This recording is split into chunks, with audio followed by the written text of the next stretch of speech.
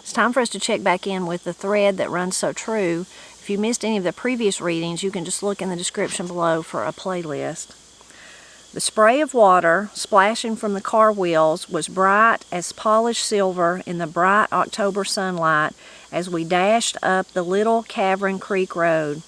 A sweep of October wind that had slept during the night arose early from the narrow valley and rustled slowly the frosted clusters of leaves still hanging to the tough-budded white oaks. The wind was cool and soothing against our faces. A cool breath of this wind into the warm lungs made one feel wide awake and happy to be alive on such a morning. "Step on it, Lester," I said. "Little Cavern is one school I'm anxious to visit." "What's the attraction?" he asked jokingly. "Beautiful teacher?" "Don Conway is teacher," I said. "I used to teach him at Lonesome Valley. Since then, he's finished the grades, high school, and has 2 years in college." "Must be a smart boy," Lester said, as we left the creek road and started climbing the hill. "Not too smart," I said. "He's ambitious and eager." As Lester drove up this difficult road where only wagons and mule teams traveled, I thought about Don Conway. I had persuaded him to attend school so as to get some practical education before he got married. I thought he would be a good man to have on my side since there was Guy Hawkins, a pupil I was sure I'd have to fight before my school term was over, and his friend, Ova Sailors, would help him do his fighting. After Don returned, he got so interested in his schoolwork, he forgot to marry. He kept going to school. Now he was teaching school. "Gee, this is a nice schoolhouse," Lester said as we reached Little Cavern and parked in the schoolyard. "House painted and the yard is clean. Best looking schoolhouse we've visited." I stepped inside and was facing Don Conway. He didn't look like the Don Conway I used to know. He was a big, broad-shouldered, handsome man. He was wearing a new suit of clothes. I don't believe I would have known him if I had met him somewhere on a city street. "Mr. Stuart," he said when he looked up and saw me standing in his schoolroom where his pupils were making a working noise like honeybees in a hive. "Don Conway," I said, "there's not anything that pleases me more than this. Remember our days in Lonesome Valley when we would survey farms, figure amounts wagon beds would hold? Practical education," he laughed. "That's what I'm giving the pupils and their parents in this community. Pupils, here's your superintendent and my old teacher I've been telling you about." "Another one of Mr. Stewart's pupils?" Donna asked when I introduced him to Lester. "No, I used to go to school with him at Plum Grove," Lester said. "I'm his neighbor and drive him around to the schools. I'm as old as he is." "Don, how did you get this house painted?" I asked. "Had a pie social and made enough money to buy the paint," he answered. "And don't you know I can paint, remember?" "I certainly do remember," I said as I looked over at the new water fountain in the corner. "Mr. Stewart, we've been looking for you to visit this school," Don said. "You don't need any introduction here. I introduced you the first day I came here. But we do want you to make us a talk on any subject. Just talk to us." "How about the subject of Don Conway?" I said. I told Don Conway's 55 pupils about their teacher. After talking briefly to Don about school teaching and the needs of Greenwood County schools and about the people we knew in Lonesome Valley, Lester and I moved hurriedly to Love Branch Rural School where Juanita Cowley taught. I had taught her English in Lansboro High School. She was a tall girl with curly auburn hair and with a handicap that didn't keep her from being one of the progressive young teachers of Greenwood County. She had a withered arm from infantile paralysis. I had never thought of her as being a school teacher, but her schoolhouse was clean and well decorated, and her school records were up to date. There was a sign on the wall, "Order is heaven's first law." She could teach school. She had something more in her school than discipline. I then visited Center Valley School where Ann Bush, another one of my Lansboro High School pupils, was teaching. When Lester drove the car onto the school ground, we heard considerable noise and confusion inside the schoolhouse. When we went inside, Anne was sitting at her desk crying, while a group of small children stood around her. Another group of pupils was huddled over in a corner of the schoolhouse, and judging from the looks of their eyes, most of them had been crying.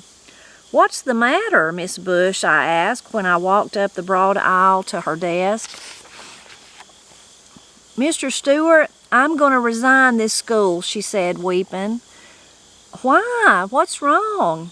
"That old Tom Anderson came back to school today and whipped Miss Ann," said a little girl who was standing beside Ann's desk. "This makes 4 times he's come to school and whipped Miss Ann." "Who is this Tom Anderson?" I asked. "Son of Cephas Anderson, district school trustee, who was against hiring me to teach this school," she said. Then I asked Ann Bush to go out into the yard with me where we could talk. We went out into the bright autumn sunshine and left Lester Larks with the pupils. Ann had been a brilliant pupil in high school. I thought she would make an excellent teacher. I wanted to know the story behind this boy's fighting Ann. "Ann, straighten up your face and smile," I said. "Don't you ever cry in front of your pupils. Have more spunk than that." "But Mr. Stuart, I can't discipline Tom Anderson," she said. "How old and how large is he?" I asked. "What grade is he in?" 14 years old and not large for his age," she said. "He's in the 1st grade." "Why doesn't his father do something with him?" I asked. "His father doesn't like me," she said. "I think he puts Tom up to do what he's been doing." "Why don't you expel Tom Anderson?" I said. "You don't have to put up with him. You don't have to have your life made miserable by one pupil." "I did expel him," she said, "but he comes back. He won't stay away from the school.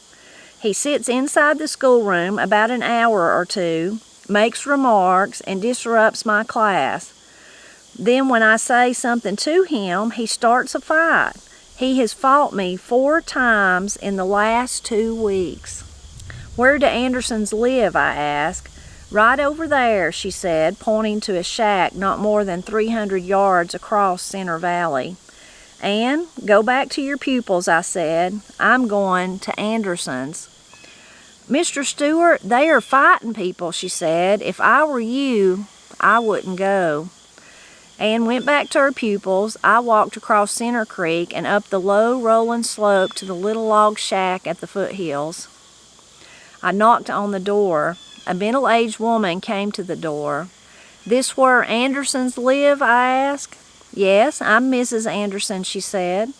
"I'm Jesse Stuart," I said. "I'm superintendent of Greenwood County Schools. I'd like to see Mr. Anderson."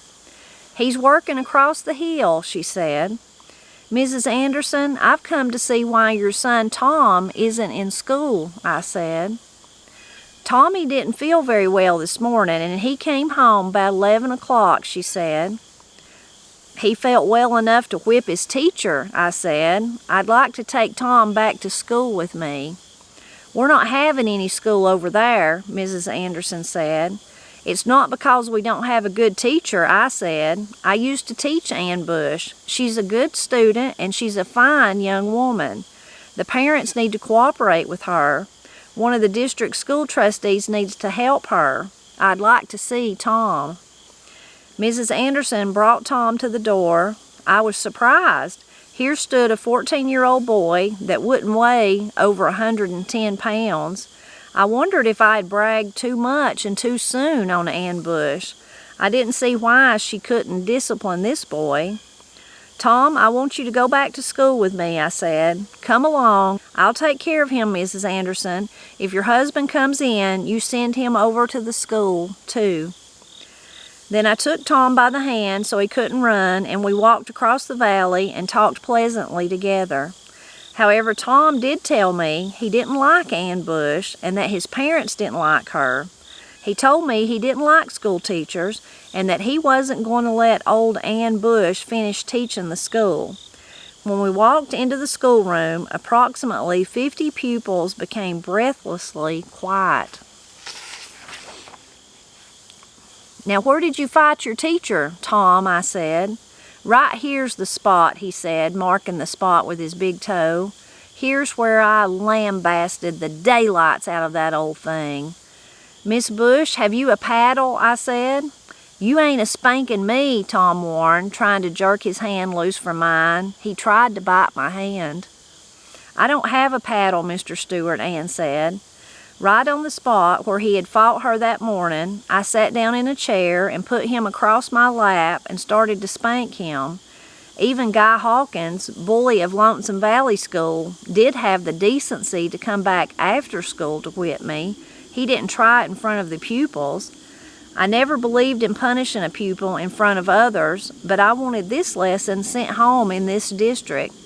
This 110-pounder squirmed on my lap like a worm. He was the strongest pupil for his size I had ever tried to punish. He reached up and grabbed the end of my necktie and yanked on it with all his might. The necktie was tied in a loose knot, and when he pulled on it, my tongue came out of my mouth an inch or more, and I gasped for breath.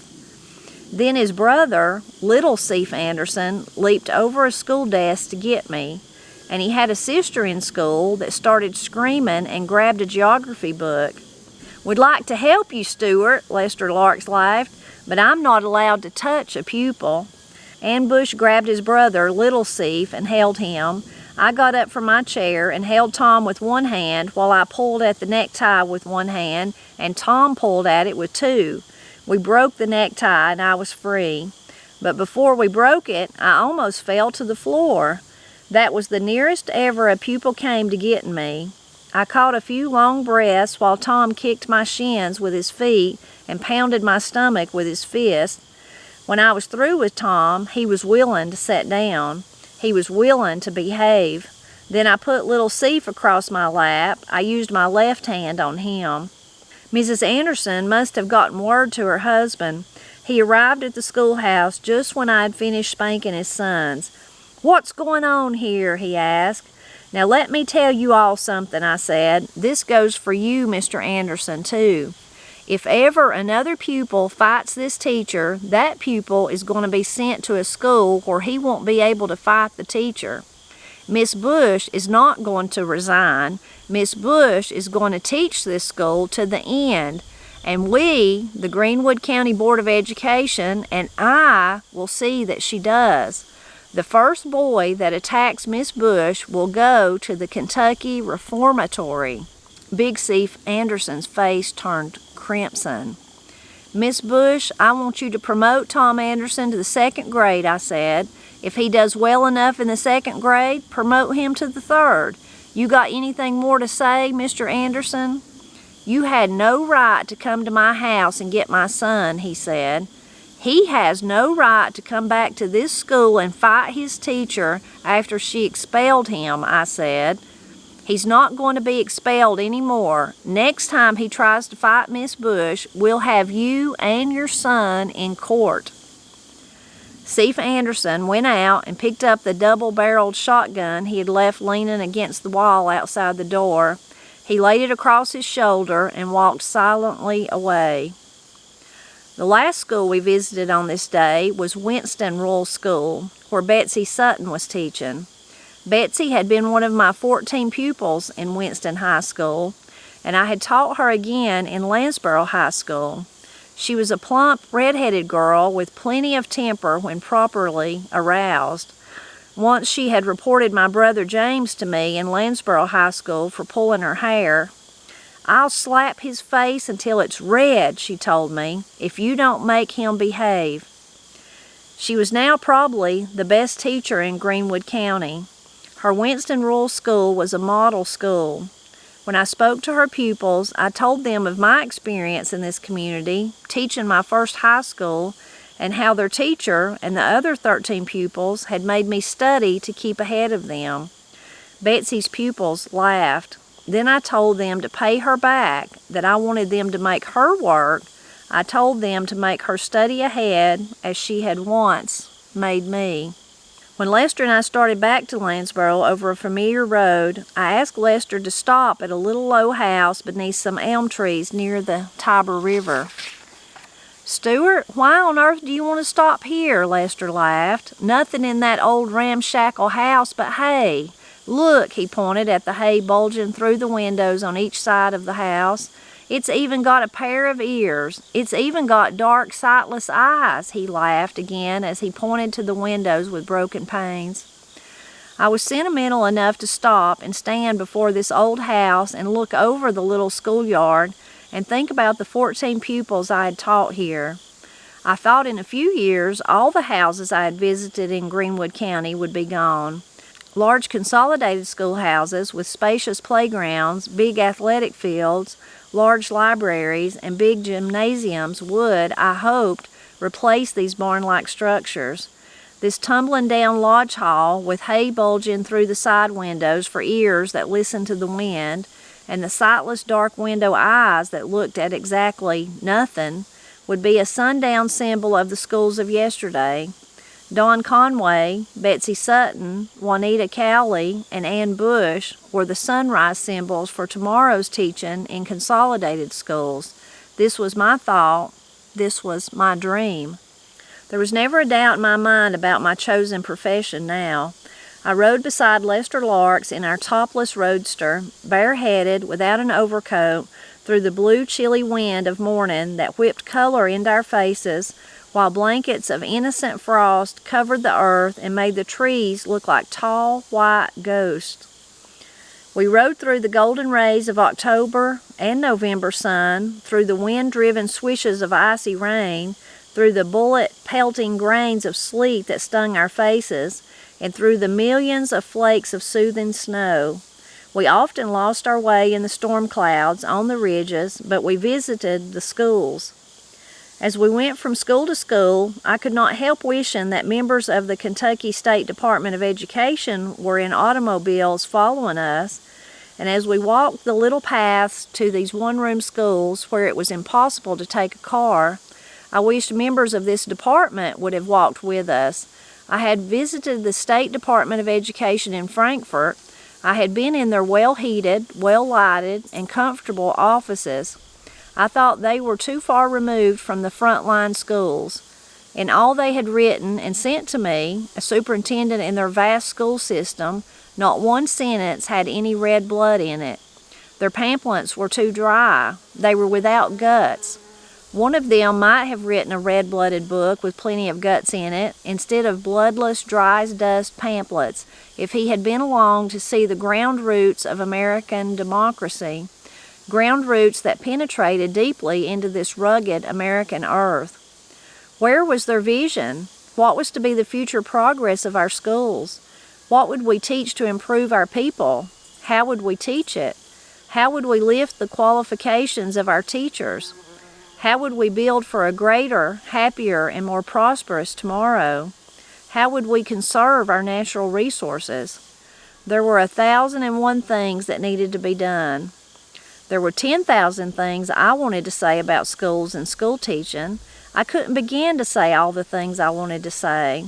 I couldn't begin to do all the things I wanted to do. The need was too great. One couldn't be away from these things and figure the needs. One had to be with them, see them, be a living part of the whole.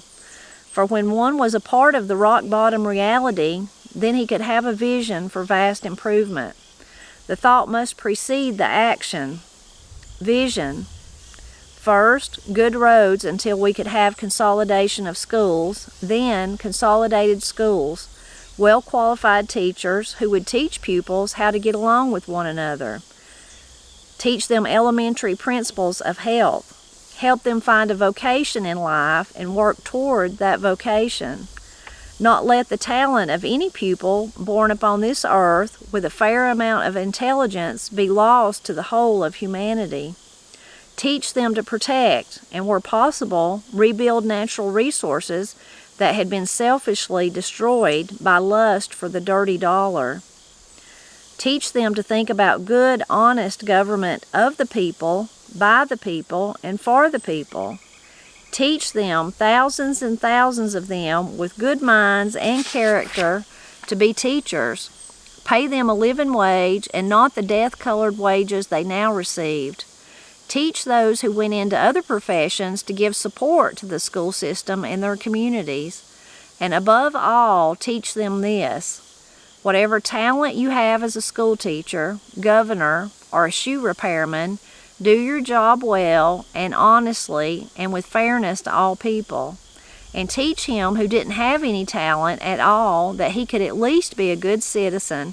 He could be an asset to human society instead of a liability. "You know, Stuart," Lester Lark said as he drove us up the last mountain, steering clear of the stumps in the road, to visit the last school, "what I would like to do? I'd love to go back to school, finish the grades, go to high school, and become a teacher and a coach. To see all of this makes me want to do something besides pitch ball. You know," he continued with enthusiasm, for he had caught the spirit of the schools, "I'd organize a baseball team at every rural school in this county for July, August, and September. Then I'd teach these boys and girls basketball if I had to put baskets on the schoolyard trees for the sunny days and in the schoolhouse for wintry days. I'd buy each school a basketball. Look at the baseball players and the basketball players that would feed the high schools. These boys can really play baseball," he bragged, "and how they would love the game of basketball. They put their hearts into the game, and they love to play, and they play hard." But Lester Larks didn't live to realize his ambition. The physically powerful young man contracted tuberculosis in the coal mines the following summer and went too soon to a Plum Grove grave. If he were alive today, he would tell you he was the first man ever to drive a car into 2 of the rural districts of Greenwood County. When he drove me to the Lookout Ridge Rural School, teacher and pupils came outside of the schoolhouse, for they couldn't believe it possible for anybody to drive an automobile to their school. When we got ready to leave, the road we had come over was so difficult and treacherous, we didn't go back the way we had come. In the valley far below us, we could see a little country road winding down between the high hills of Black Oak Valley, and we wondered if we could get down the mountain to this road. If we could, we knew it would save miles and miles. 2 men took axes and cut the saplings we couldn't get around or go over.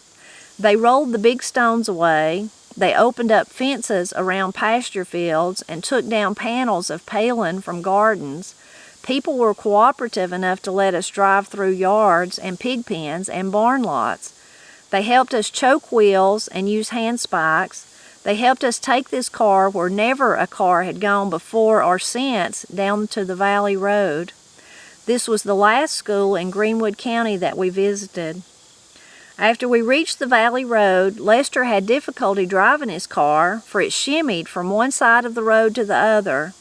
Finally, we reached Lansboro, where a garageman discovered that the brake rods were bent, one spring broken, the steering gear out of order, and that the radiator leaked.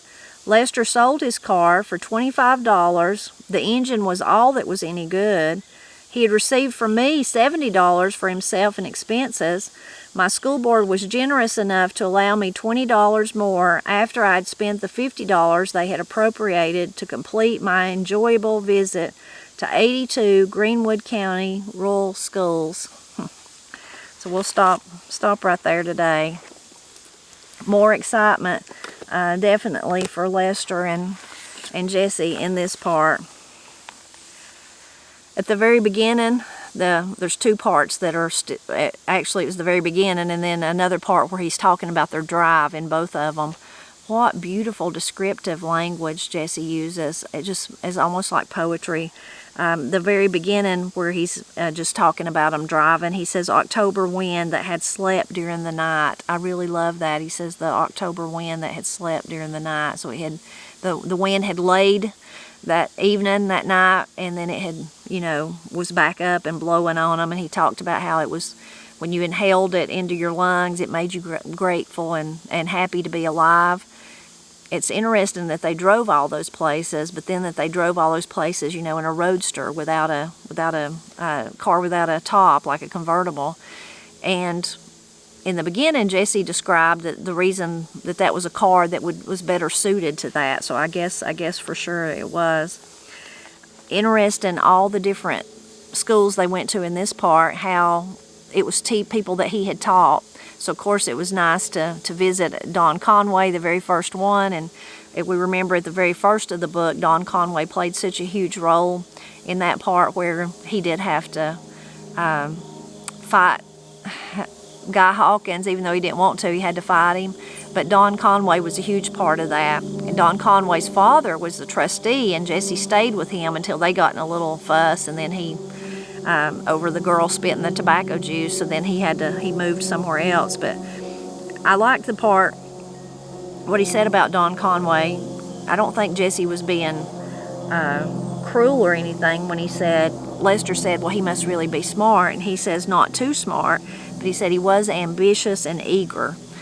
I don't think he was being mean there. I think he was just stating a fact, I guess, if you will. So, like in school, I made good grades, but was I the smartest person? No way under the sun. I wasn't even at the, like as far as grades go, I might have been like in the top percentage of whatever. But when it actually come to really quick-witted smarts that could figure out stuff, it wasn't me. That's okay. That's just not one of my talents. But what talent, or not even talent, what I have is kind of what he's saying about Don Conway, is that determination, willing to work, ambitious, all that. I wanted to make good grades, so I did the homework and did it really good, and did exactly what the teacher told me to do. So I worked hard at that part. But as far as like in my mind, when you go back to high school, I'm just seeing all these faces go by me that were truly, really, really gifted, smart people. I was not one of them, even though I made good grades and all that. I was in the beta club and everything. But I think that's what he's saying there, is that Don might not have been, if you just go on pure intelligence. Now, who would have been, remember, was Budge Waters. That would have been the one that was just like, just knew he would hear something, he memorized it, had a photographic memory. But Don worked hard, and then that's how he ended up where he was at. He was interested in learning, and he liked it, and then he just was eager and ambitious, as Jesse said, so I liked that. So a lot of times, sometimes I think we sell ourselves short. Well, I'll never be that smart. I can't do that. Well, you might not be that smart, but you might have more determination and grit and ambition, and you might still get to where you want to go. So I liked that part. Interesting, in all of these that he visited today, he makes mention, or not in all of them, but in a couple of them, he makes mention of the number of kids.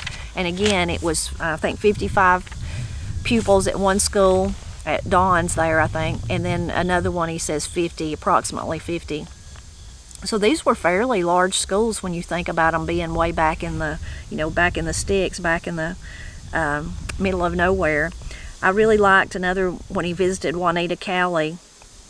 That was another one of his students that he'd had, but I liked her little thing that she had on the board there, order is heaven's first law. I really like that. I am a person who feels better if everything's organized and neat, and everything's where it's supposed to be, and cleaned and took care of. It just makes me feel more in control, I guess. So if my house is a wreck, I can't think straight. But when I go through and put everything back where it's supposed to be, and some kind of semblance of order, not that it's always perfect by no means, but I feel so much better. I just feel so much better. So I like that. Order is heaven's first law. Really, really neat. One other thing before we leave Don Conway was that he, Jesse said, how did you paint the building? Where did you get the money for the paint? Because Jesse knew he hadn't come and asked him. And he probably in other times would have, if he had come and asked him, he would have given him the money.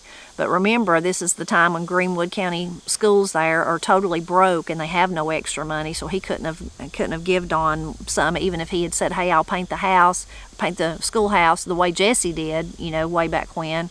He couldn't have give him any money because there was no money. But I love that Don Conway figured out how to do it himself. He had a pie social, he called it.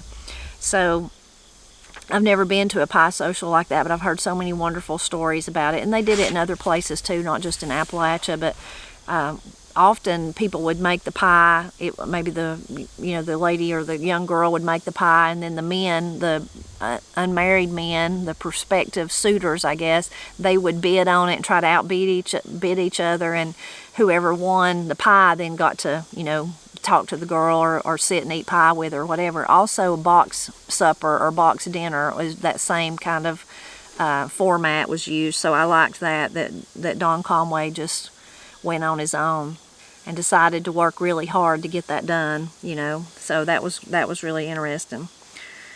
And then poor Ann Bush, when he gets to her school, poor Ann, what a mess. He comes in and she's crying and the little kids around her are just looking at her, and then there's another bunch over there and they're crying, and then she tells him, you know, it's just she's going to resign and it's terrible because of the little Tom Anderson whipping her, beating up on her, and how she's expelled him and he keeps coming back, and really makes you feel sorry for her. But I'm so glad that Jesse went on that day, because he went to the Andersons' house, he brought Tom back, and of course things today, in today's world, would be totally different, but in those days you could say he just handled it, he fixed it, he handled it for him, and I doubt that she had any more trouble with any of the boys, especially the Anderson boys, but probably not any of them, because that probably got out word, you know, the superintendent, he won't just throw you out of school or expel you. He's going to take you to court, and you might go to jail. You know, you can just hear all the stories. So I'm glad that Jesse was there to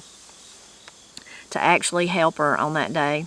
Now, in several places in this one, he talks about consolidation, and I've already shared this in another video, and everybody has their own right to their opinions, even me going against Jesse on this.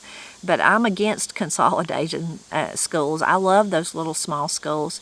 Now, certainly, like he was saying, if the roads, because that's a lot of schools. What was it, 80-something schools? That's a lot of schools in one county. So certainly, if roads were better, some of those I'm sure could have been combined. I think about it here in my area, you know, I think, well, there's Martins Creek School, but then what if there was one, like, right at the folk school? Well, once the roads were better, those would be really close together, and of course they could be consolidated. But the part that I don't like consolidating is when kids get put on a bus and they're on there for a long period of time. And it takes the community school out of the community, which means so much to the community, but the community means so much to the school. It works both ways. Anyway, but Jesse at this time, he's looking at how isolated those schools are, and he's looking at it, there's so many schools that if there was fewer, they could offer more. They could have, you know, I'm sure those schools he visited that had holes in the walls, they could prevent that. You know, he's thinking about all those different things, and going to visit all these schools really brought all that to his, you know, I guess distilled it for him. And as he was saying, he wishes that all the, you know, the rest of his school board had visited all those places, but also the state, you know, public education of Kentucky, whatever you would call it, that they had went, the people in Frankfort, that they'd also been able to go. So then the next part of that descriptive, beautiful language is when he's talking about entering that part, talking about his chosen profession, you know, will be, he's decided on it now. It's just, you know, it's just showed him that he's going to be a teacher and he's going to care about education for all those different reasons. But he again talks about that wonderful rides, that he's just kind of encapsulating all the rides they did through November and October. And I love it, said trees like tall white ghosts, because they were covered in frost, you know. Oh, what beautiful language. You can just see beautiful, beautiful imagery. Makes you feel like you were just right there. And then, of course, really sad end to Lester Larks. He was so excited and telling Jesse, I think I'm going to be a teacher now. I think that's something that I'm going to do. You know, I'm going to try this myself. And then his life got cut short. So that's really sad ending to know that about him. In those days, tuberculosis was something that got a lot of people. I have two people in my family history. One would have been on my grandmother, my mama's side. She had a sister, and they said she died from TB. Then my Papa Wade, his mother, they said died from consumption.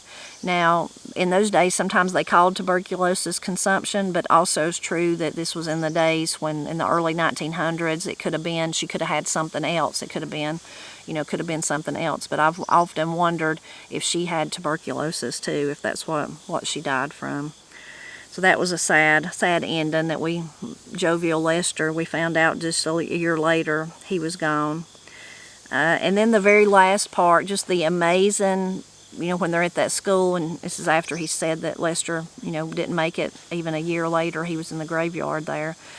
But the school where they got up there, they took a car. Lester took his car where no car had ever been before, and they did their little school visit, and then they start looking off and see, well, that was such a terrible ride here. If we could get all the way down there to that road, if we could just get down there, that would probably be easier, and it would save all these miles. So then it says 2 men, but really I bet it was more than that. I bet it was the whole community. They just pitched in with their axes. You can imagine them taking apart the palings on the fences, and maybe moving the fence of the pig pen and doing all that just so the car could just sneak through there till it got back to the road. And I'm sure that took a long time, so I can just imagine the hub of the community, everybody talking. That was big doings, I'm sure, that day, and people talking about it probably even for years to come, but certainly for weeks and months, and talking about how, did you hear about that Lester and Stuart? Jesse Stuart, they took that car, and so-and-so helped them, whoever the 2 men was, and they took it right through the woods and through old Bert Wilson's pig pen and whatever it was that they did. That was, like I said, big doings, and that probably story was told far and wide for a long time after that. I hope you enjoyed this part of the book. It's not my favorite part, just because poor Lester, and then more fighting at the school and all that. And, Jesse, you can see really he understands that those small schools can't stay. So, for me that's a little bit sad thinking about it, because those communities were so tight, and there's something really precious about that. But then, I can see what he's saying. But if you had better resources, and he understands, though, clearly that would have to wait for better roads. That's the first thing, the better road system. So leave a comment and let me know what you thought about this part. And as always, I hope you'll drop back by next Friday so we can see what happens next.